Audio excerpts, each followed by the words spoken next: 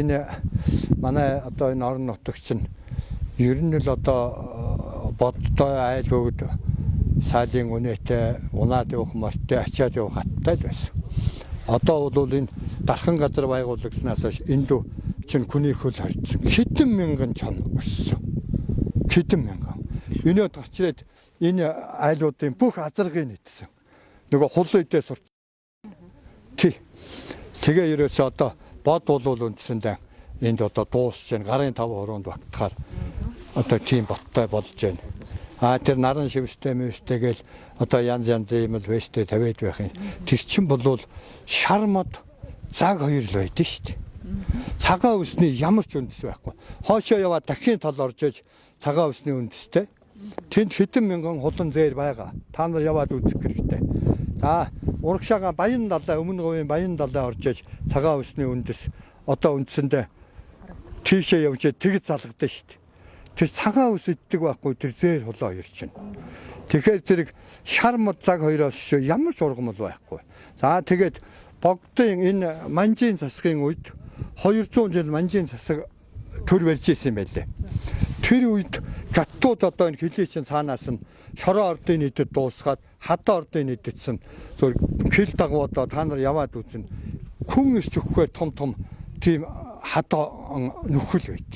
Тий. За тэгээ наашаагаан дархан газар 75 онд байгуулагдсан. Тэрнээс хойш амтны хөл ард түмний хараа ямар ч ханах болцоогүй болсон. Тэгэхээр тэрүүгээр одоо энэ Баян онгорын нөхдүүд голтойхон трактораар ухаад одоо тэр шаргалтай хар хайрхны үүргээд бүгдийг алтын ухаад идэтсэн. Бас нэг баахан шороо. За тэр цагаан усны үндэс байна уугүй юу? Одоо тэр мазаалаа гэж тэгж энэ дархан газрынхан л өсгөж байгаа шүү дээ тэрний чинь.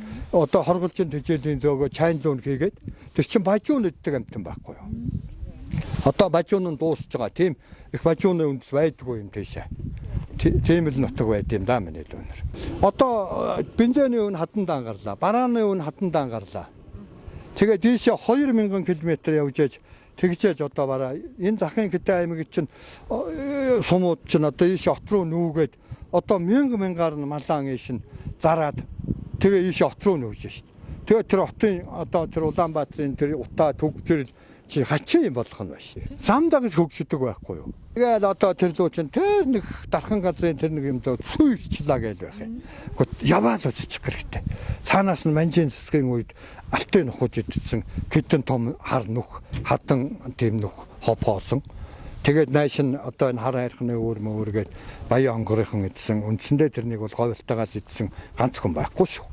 Тэр Баян онгорынхан л яваад идсэн юм байна лээ. Тэрний бид нар тэмээ мал гээд манайхан дэндүү нутгалдаг байхгүй юу? Нутгалдаг байсан. Тэгээд явхад юу ч үйдэтсэн одоо зүгээр баахан шороо. Тэгээд тэр зээл чинь цагаан өвс идэн. Тэр хулан чинь цагаан өвс идэн шүү дээ. Тэгээд тэр дахин тал одоо энэ хоошоогоо тэр цагаан өвснийхөө үндсийг дагаад тэнд бол тэр хулан тэр зээл чинь хэдэн мянгаар байгаа. Одоо тэр күн бараадаад тэр замын хоёр талаар одоо тэр засмал байна шүү дээ. Тэнд одоо тэр хулан зээл чинь очоод зүгээр хэдэн мянган хулан зээл шавдсан. Ийм л тий.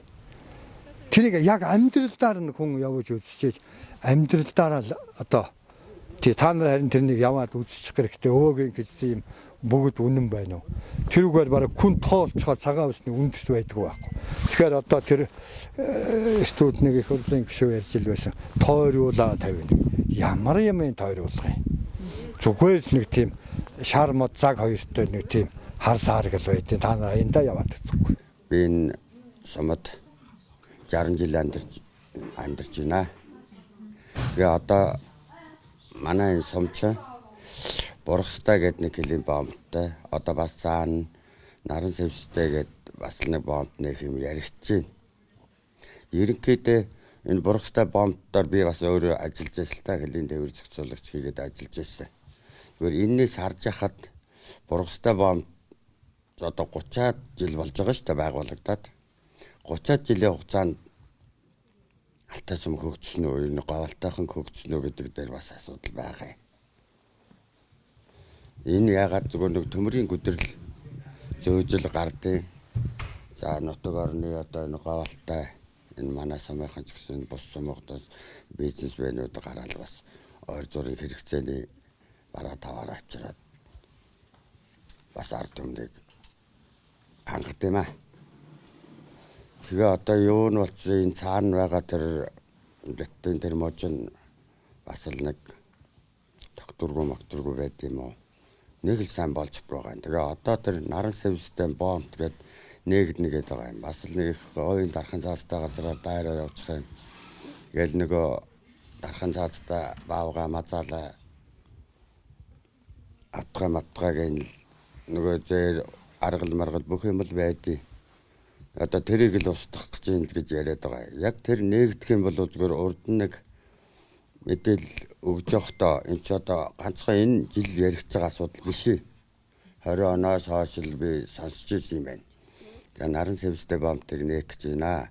Хөлийн зориулснаа ингэж гарах гэж байна гэж урд нэг 92-оос 93 онд нээгдсэн юм байлээ. Тэгтээ нөгөө яг замын маршрутын зааж өгөөгүй учраас нөгөө булаг шанд уусан мостой газраар нь тэр тээвэрлэгчд нь явцсан юм байна лээ. Тэгээд тэрнээс нь болоод анганд нь даажаад ингээ алга болчихлоо гэсэн асуудалгаараа хаацсан юм байлээ. Одооний тэр яригадаад байгааг би сайн ойлгохгүй байгаа. Зарим улсууд бол наран сэвстэй мэдгүй нэрийг мэддэг болохоор л бол дээр сайхан дархан газар инээ тэрэг. Яг хөлийн зурвасаа дагуулаад тавина гэд миний ойлгосноор тэгээ явах гэж байгаа бол бид тэрийг дэмжинэ. Зурвасаа дагаад явж байвал. Ард иргэдийн амьдралд бол асар их өөрчлөлт гарна шүү дээ. Бид нарт одоо 4-5 мянган км яваад тэр Ирээ-мэрэн Улаанбаатар ингээл бараа таваараа одоо манай энэ хэвчээ Улаанбаатараас татдаг. Тэгвэл одоо энүүгээр бомб нээгдчих юм бол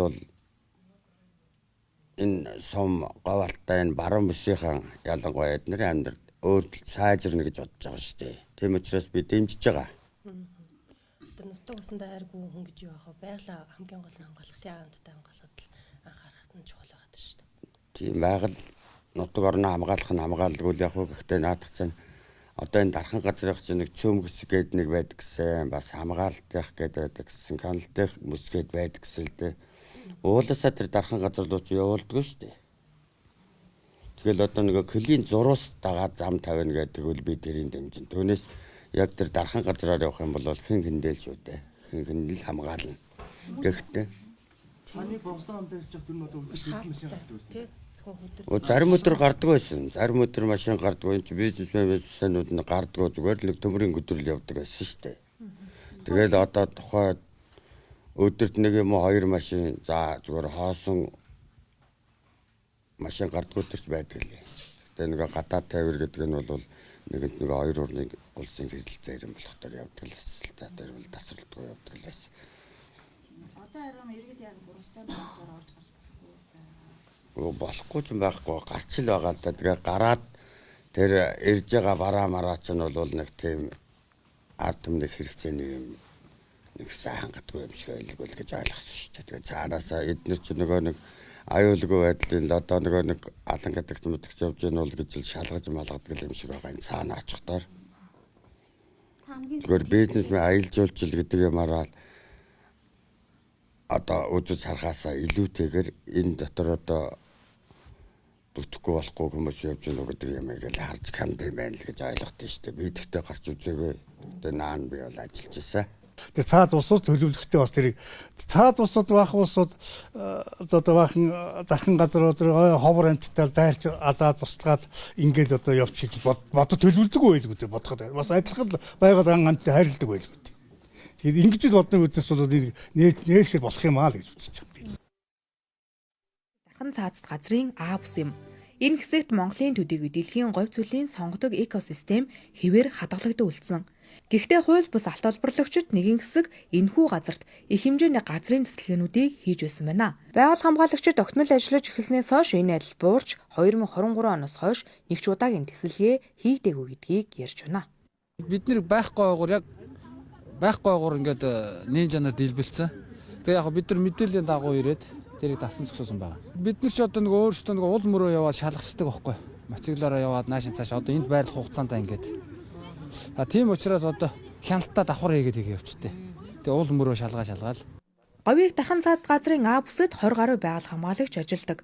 Нэг байгаль хамгаалагчид 350 мянга орчим га талбай ноогдож байна. Жишээлбэл 2020 оны 10 дугаар сард нэг хэсэг газарт алт илэрсэн байдаг. Тухайн үед байгаль хамгаалагчид жижиг гэрвэрч ээлжлэн манаж байжээ. Ингэснээр 6 сарын хугацаанд 150 гаруй зөрчил илрүүлж, торгуулийн 70 гаруй сая төгрөгийг орон нутгийн төсөв төлрүүлж, 10 гаруй хүнд эрүүгийн хэрэг үүсгэсэн байдаг.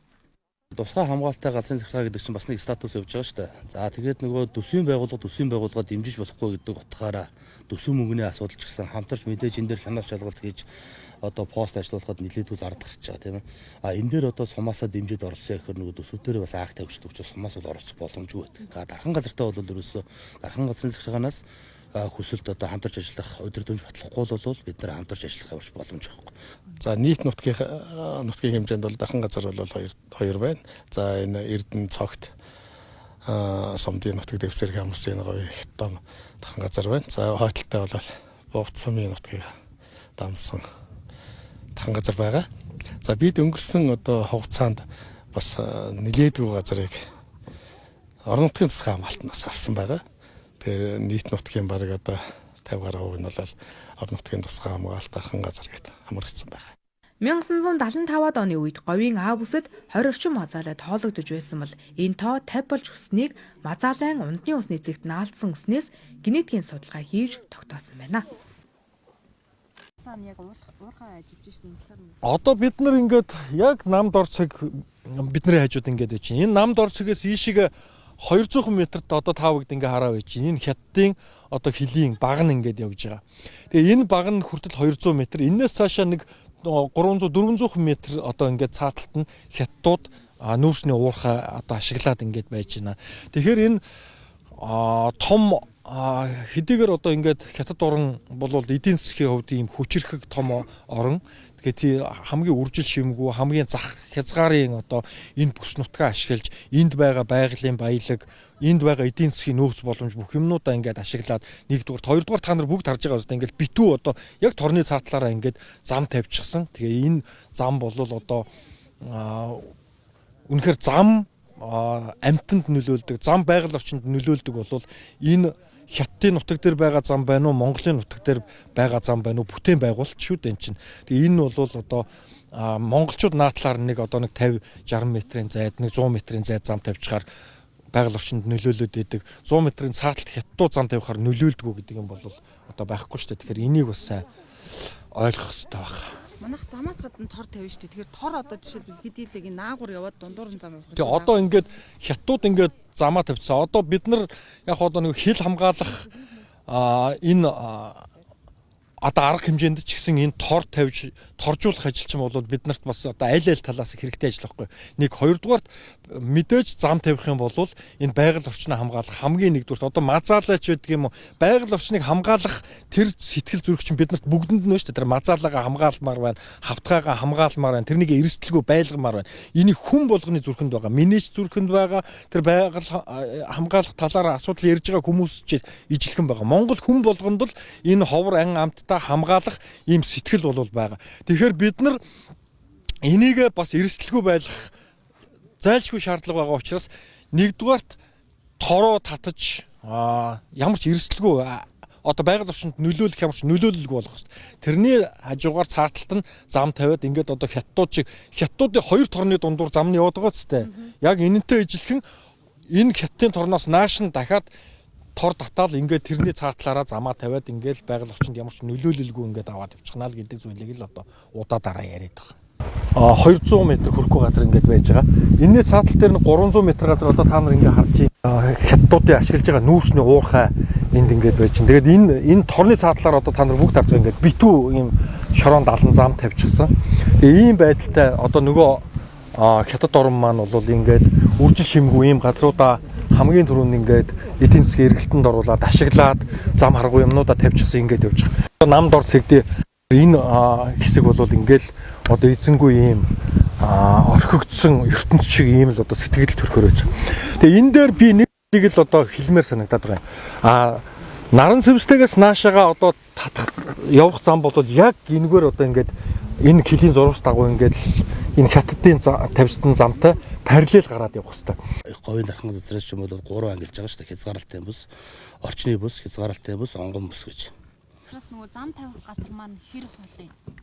За одоо энэ чинь наран сэвстэй чинь үндсэндээ 100 орой шүү дээ. Ийш байгаа. Зам нь хэр хол явж иж уулзсан явах ер нь хэр боломжтой. Энгүүр дайрах боломж байхгүй. Энэ хавьд ямар эрсдэл учрах юм? Амтнд одоо эрсдэл байхгүй та нэг хэлээд байна. Хамгийн гол нь яг тэр нөгөө 92 онд анхын наран сэвстэй бомб чинь нээсэн шүү дээ. Тэгэхэд одоо тийшээ чи явах ганц гарцсан л энэ байсан бохоггүй юу? Энэ замаар л явжсэн. Баян гургоо болтойхан бол одоо тэр үе чинь нөгөө дийл 130 тэгэл 53 ч гэдэг юм уу, КАМАЗ маас ч гэдэг юм иймэрхүү машинаар л явжсэн байгаа. Тэгээд нэг 2 удаагийн л онгойлт хийсэн юм билээ. Тэгэхээр яг энэ шар усны энэ баян бүрдгээд одоо тэр өцтрийн бидний шондог замын бэлгийн цэстаа өгөөд энэгээр дараад наран сэвстэй бомбд орж ирсэн. Тэгэхээр эн чинь өөрөө нөгөө маш ихээр тээврийн хэрэгсэл явжсэн учраас ан амьтдад одоо сөргөөр нөлөөлж байна, байгаль орчин сөргөөр нөлөөлж байна гэж хаасан бил. Бид хэдий өцөдрийн явж ирсэн тэр Алтай сумаас хил дагаж явж ирсэн замын таранс гэдэг байгаа чинь одоо шинэ явах замын тарансыг тэргүүрэж үзэж байгаа. Яг усынхан хилийг дагуулад. Тэгэхээр тэнд бол одоо ямар ч ан амьтан урмал бол байхгүй шүү дээ. Тэгэхээр энэгээр бол биш. Бидний явуулж байгаа тэр замын тарансаар бол наран сэвстэй бомб нээгээд явах бол боломжтой. Хоёр улсын тухай тэр нутаг сэлгээд яваад байна гэдэг асуудал байхгүй шүү дээ. Өчигдөр та нар өөрсдөө харсан Хятад улс Монгол улс ч өөрөө тор байхгүй. Хятад улс чи хилээ дагуулад тэр чинь тор тавьчихсан. Хоёр давхар тор байгаа. Тэгэхээр тэр торны завсраа бараг тэр туулаа гарахгүй гэдээ яриад байгаа чинь тэр байхгүй. Та нар өчигдөр бууж харсан бол наран сэвстэй дээр байсан торнууд яг л тийм тор үргэлжилж байгаа. Тэгэхээр тэргүүр чинь тэр том биетэй амьд чинь хаашаа яваад ямар ч боломж байхгүй. Эрдэнэ сумын иргэдийн ойлголт нь ер нь хэр байна, хэр эсэргүүцэл байна. Мэдээж энэ чинь нөгөө орон нутгийн иргэдэд маш ойлголт өгөхгүй бол маш их эсэргүүцэл байгаад байгаа шүү дээ. Тэгэхээр энэ тал дээр ер нь юм уу? За тэгэхээр хүн хүний бодол өөр байгаа л да. 1000 сонсохоор нэг үзэж байдаг шүү дээ. Өнөөдөр та нар хэд хоногийн өмнө өөр газараас авч ирсэн мэдээлэл яг энд ирж нөхцөл байдалтай танилцж өөрсдөө үзсэн мэдээлэл чинь тэнгэр газар шиг зөрүүтэй байгаа. Тэгэхээр одоо тэрнийг л та нар л өөрсдөө хүргэх ажил байхгүй. Тэгэхээр Эрдэнэ сумын ард иргэж гисэн цаана цөөхөн хитэн хүмүүс л нааш шашаа явж байгаа боловч би бол батлахгүй шүү дээ. Би бол ингээ нааш шашаа явчихж байгаа. Иргэд бол нааш шашаа яг ингээ байнга яваад энэ хол газар яваад байж боломж байхгүй. Энд чинь ус цэг гэж юм байхгүй. Унаа тэрэг нь бас асуудал үүсүүд чинь амь насны асуудалтай байхгүй. Тийм учраас наашаа бол хизээ зөвлөхгүй. За Эрдэнэ сумаас тэр наран сэвстэй бомб тороход үндсэндээ бараг 380 400 км байгаа. Тэгэхээр энэ болгоныг бол хүн болго ирээд үзээд авах боломжгүй. Тэгэхээр та нарыг яриад байгаа чи та нар өөрсдөө хэвлэл мэдээллийг хэрэгсэл Бургастан бомбтоор гарсан давхаас мэдж байгаа нөхцөл байдлыг. За Монголынхаа хэлээр бид нэр Штамбаг дараад гарсан. За ер нь бол яг жирийн иргэдийн хэмжээнд одоо иргэд одоо яаж энэ хэлээр нэвтрэх одоо хүндрэлтэй байна уу, амархан байна уу гэдэг одоо үндсэндээ тийм юугаар хэдүүлээ явсан. Яг жирийн иргэн гээд явсан бодит байдал дээр. За ер нь бол Монгол дээр Штамбаг дараалаад цаашаага бүгд найрамдах Хятад улсын одоо евро орсон, хэлийн зурс руу орсон. Тэгээд ер нь бол мэдээж бас техник хэрэгсэл, микрофон энтертэй явж ирсэн. Тэгээд цаад зүгээс бол маш их хяналт шалгалт яаж одоо хямдаг вэ, шалгадаг вэ, нэг хүн дээр зарцуулж байгаа ачаал хэр байдаг вэ, энэ нэвтрэх чадвар зүгээр жирийн иргэд ингээд нэвтрэх чадвар хэр байдаг вэ гэдэг хэдүүлээ бодит дээр харсан. За бодит байдал дээр бид нар бол Штамбач даруулж чадлаггүй буцаагаад ингээд утсан байдалтай байгаа. Ер нь бол хүний урсгал баг байгаагийн гол шалтгааныг таавхан яг өөрсдийн бээр мэдэрсэн. Алтай хотоос ингээд яг шорон замаар яваад очоод ингээд нэвтрэх чадвар ямар байна те. Монгол талаас бол ямар нэгэн асуудалгүй бид нар бол нэвтрээ гарч. Цаана бол маш өндөр хяналт шалгалт одоо нэг хүн дээр зарцуулж байгаа нэвтрэх тэр одоо хурд ч гэдэм юм уу те. Тэр хяналт шалгалтын юу бол маш их байгаа учраас нэг талтаа бол эндээс имээдэг байх. Хоёрдугаарт бол яг цаашаа гараад бол яг худалдаа 8 эрхлэгч гэдэг юм уу тийм нөөц болцоо тэнд нь байгаа тийм хүчин чадал бол бас байхгүй л дээ. Тийм болоод эн чинь нэрэлт нийлүүлэлтээс шалтгаалж байгаа шүү дээ. Тийм 8-ч ийшээ гараад ямар эрэлт байна, ямар нийлэлт байна тэрнээс хүчинжүүлээс шалтгаалж орж гарч байгаа болохоор цаана үндсэндээ бол одоо Сантухаа гээд хэлээр гараад 80 км яваад нэг одоо тосгон байгаа л да. Тэн дээр бол үндсэндээ нэг одоо Алтай сумын 2 одоо хүнсний дэлгүүр л одоо нэг сардаа 1-2 удаа юм ааш цаашаа гарч бас ойр зүрийн хүнс цуглуулдаг гэсэн. Өөрөөр бол яг тийм ганцхан л үндсэндээ дэлгүүр байгаа гэсэн тэнд. Тэгэхээр яг сүүлийн үед Говьтай аймгийн наран сэвстэй бомбыг засгийн газрын мөрийн хөтөлбөрт тусгацсаар бол нээн гэдэг асуудал үүссэн. Үүнтэй холбоотойгоор орон нутгийн иргэд болон судлаачдын зүгээс говийн их дархан цаазд амтан ургамал ховордноо уснаа гэдэг зүйлийг ярьж байгаа. Тэгвэл яг энэ асуудлаар бид бодит нөхцөл байдалтай танилцаад явлаа. За одоо зогсож байгаа яг энэ хэсэг бол говийн их дархан цаазд амтан ургамлууд байдаг ийм баялаг газар. За тэгэхээр яг энэ бол Бомтоос 120 км-ийн цаатах газар. Өмнө нь наран сэвстэй Бомтыг 2 удаа нээжсэн байдаг. Тэгэхээр тэр үед болвол яг энэ хэсгээр буюу дархан цаазтай газрын баялаг хэсгээр нь зам дамжин явдаг байсан учраас маш их амтан ургамал усцаан. За энэ бол буруу юмаа гэдэг шийдвэрээр Бомт бол хаагдчихсан байдаг. За тэгвэл одоо нээх гээд байгаа зам хаагур явах вэ гэхээр нааша биш. За цаашаага цогцом руу тавигдана гэдгийг албаныхан мэдээлж байна. Анх наран сүтэн Бомт чинь нээсэн шүү дээ. Тэгэхэд одоо тийшээ чи явах ганц гарц нь энэ байсан бохоггүй юу? Энэ замаар л явжсэн Баян Говалтайхан бол одоо тэр үе чинь нөгөө Ди 130 тэгээд 53 ч гэдэг юм уу Камаз Маас ч гэдэг юм иймэрхүү машинуудаар л явжсэн байгаа. Тэгэхээр эн чинь өөрөө нөгөө маш ихээр тээврийн хэрэгсэл явжсэн учраас ан амьтдад одоо сөргөөр нөлөөлж байна, байгаль орчин сөргөөр нөлөөлж байна гэж хаасан бил.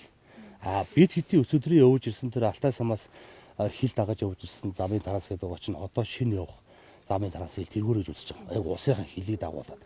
Тэгэхээр тэнд бол одоо ямар ч ан амтан урмал бол байхгүй шүү дээ. Тэгэхээр энэгээр бол биш. Бидний явуулж байгаа тэр замын тараасаар бол наран сүтэн Бомтыг нээгээд явах бол боломжтой. За энэ газар нутагт ховор ургамал амтан баян бүрдүүдийг хамгаалахын тулд их говийн дархан цаазад газрын байгаль хамгаалагчид 50 жил хүч хөдөлмөрөөр зарцуулж ирсэн гэдгээ. Одоогор Монгол улсад 50 ширхэг байгаа мазаалагаас бидний ирсэн энэ баян бүрдэд 20 гаруй нь бий гихч одоогор мазаалаг нарийн тоолсон тооллого хийгдэггүй холд ижээлийн савны гаднах торонд үлдсэн усны ширхээр нь л судалсан барагцаат тогинэ. Мазаалаа хамгаалах хоолт ижээлийг бэлтгэхэд олон улсын 5-аас 6 төсөл 2013 оноос хойш өндөр дүнгээр санхүүжилтийг жил бүр олгож ирсэн ч энэ мөнгө яг цэврээрээ зарцуулагдаж байгаа хэсэг нь эргэлзээтэй. Говьтай аймаг газар нутгийн хэмжээгээрээ том байгалийн нөөц баялаг аялал жуулчлалыг өргөжүүлэх замаар автозамын сүлжээгээ тэлэх бүрэн боломжтой ч өнөөхөр нь нэг ч сум нь автозамд холбогдоогүй ус дүржснөөр зах зээл хумигдж сум орон нутаг хэзэнгүдэж байна. Ийм дүмнэх 2 удаагийн алдааг давтахгүйгээр ан амтан ургамалгүй хилийн зурвасаар хятад талаас тор татаж автозам тавьсан шиг зэрэгцэн автозамаа тавьж аялал жуулчлалын шинэ маршруттай холбон нээхийг зорж байгаа гинэ. Хилийн зурвасаа ангиж дагаж яваад за дархан газрын А бүсээс гаргаад замын маршрут бол хоошо ээж хайрхан руу одоо чиглэнэ. Тэгэхээр ээж хайрхан бол Захын говь, тэгээд ээж хайрхан бол өөрөө байгалийн дурсгалт газар. Монголчууд бол одоо тэр чигээр одоо ирж үзэж сонирхох ийм хүсэл мөрөөдөлтэй байдаг. Ийм газар учраас тэгээ энэ 3 газрыг холбосон ийм аялал жуулчлалын маршрут хийх юм бүрэн боломжтой. Тэгээд зам л орж ирэх юм бол зам дагаж хөгжил гэж энэ аялал жуулчлалын томоохон одоо маршрутуудыг бий болгоод өөрөөртөө тохирсон аялал жуулчлалын менежментүүдийг хийгээд ингээд явах юм бол Говьалтай аймаг өөрийнхөө одоо зөвхөн нэг уул уурхайч гэдэг юм уу зөвхөн одоо нэг өөрийнхөө нөөц боломжид тулгуурласан ийм орлогоос илүүтэйгээр энэ аялал жуулчлалын орлогыг боддоор бий болгож бие одоо аялал жуулчлалын одоо хүрээнд ингээд өөрийнхөө орлогын бас тодорхой хувийг бүрдүүлээд явах, бие даагаад явах ийм боломж байгаа. За Бомтоос өргөстөн завстай хүртэлх 250 км автозамыг дархан цаазд газрын баруун урд хэсгээр усын хилээс 500 м өргөнтэй коридорыг тусгай хамгаалтаас гаргаж засмал зам тавьснаар дээрх асуудлыг шийдэх боломжтой байна. Нөгөө талаас олон нийтийн эсэргүүцэл байгаа нь Бургастай Бомтын нэвтрэх чадамжийг нэмэгдүүлж Бургастай руу 300 км автозамаа шийдэх асуудлыг ярьж байгаа ч Бургастай Бомт дахь Хятадын мужи эдийн засгийн өгөөж нь наран сэвстигээс тааруу дээр Хятадын талаас Бомтын харилцаагаа хүдрээр хязгаарлахгүй сэргээх сонирхолгүй. Өдөртөө 81 автомашин л нэвтэрдэг. За шуудхан хэлэхэд Алтай хөддөр хувийн аж ахуйн нэгжид зориулагдсан гэмээр Бомтоор ажиллаж байгаамаа. За наран сэвстэй Бомтыг нээх асуудал зөвхөн энэ удаад ч олон нийтийн шүүмжлэлтэй нүүр тулж байгаа юм бишээ. Бомт нэхтээ зэрэгцэн ховор амтан ургамал байгаль хамгааллаас гадна талын мэлцсийг тусгай хамгаалтаас гаргах асуудал хөндөгдөж талын мэлцсийн 300 тонн нөөцтэй алтны үндсэн орд руу ус төрчид санааргаж байгаа гих дайралт Бомт нэхтэхдээ зэрэгцэн яригддаг. Бид тухайн талын мэлцсийн хэсэг газраар ч очсон. За дараагийн сурвалжлага мэдээллээрээ хүргэх болно.